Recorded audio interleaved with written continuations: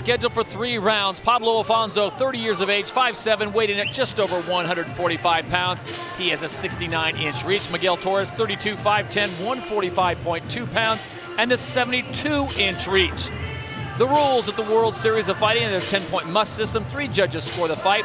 It's all based on effective striking, grappling, aggression, and cage control. No kicks or knees to the head of a grounded opponent.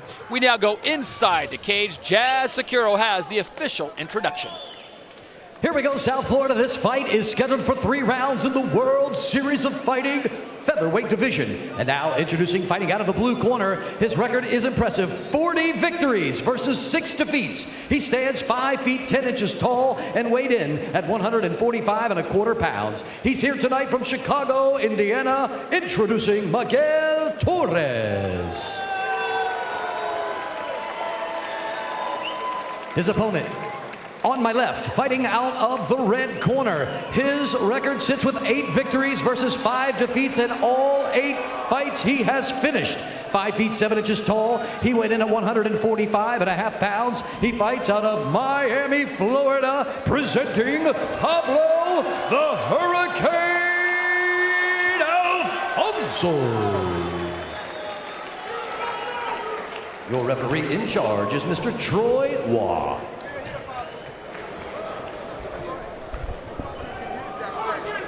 Velcro.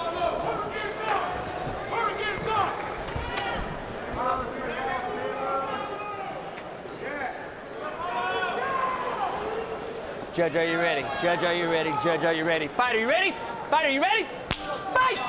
So here we go in the featherweight division. Pablo Alfonso, the man known as the Hurricane, taking on Miguel Torres, the former WEC bantamweight champion. Talk about speed on display here, boss. Both these guys are great. I think Torres is really going to use his striking and his reach, his more reach that he has, and he needs to do it. Wants to see if he can keep it on the feet. Don't get me wrong, he won like 23 times by way of submission, so he knows the ground. But that's the bread and butter for his opponent. So if he can keep it on the feet, he's stronger there.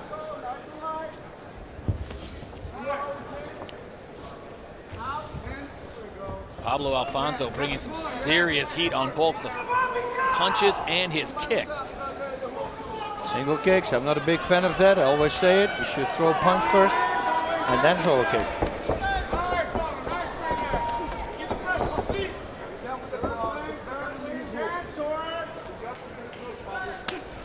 Nice inside low kick there, though, Alfonso.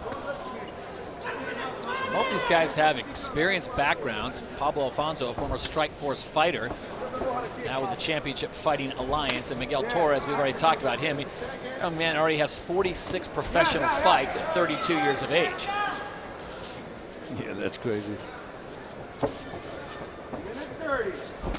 Oh, that was a big power shot. Oh, he's hurt. Yep. Uh-oh. Alfonso comes in, swinging, trying to end this early. Torres trying to recover. Torres is down.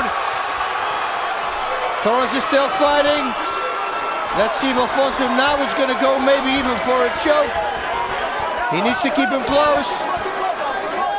Torres is still thinking. Puts him in the guard, keeps him close. Torres has been in this situation before. He has been in some absolute wars, just trying to slow down the pace of Pablo Alfonso.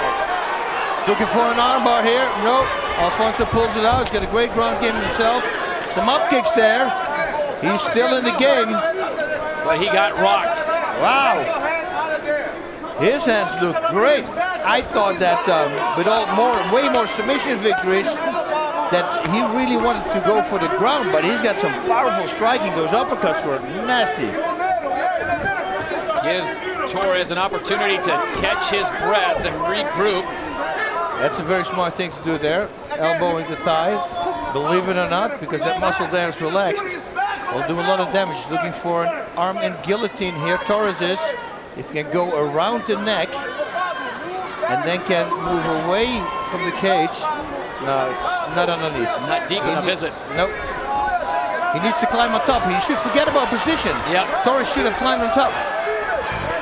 Forget about submission, I believe. Always. This Pablo Alfonso now drops. Torres trying to pop his head out.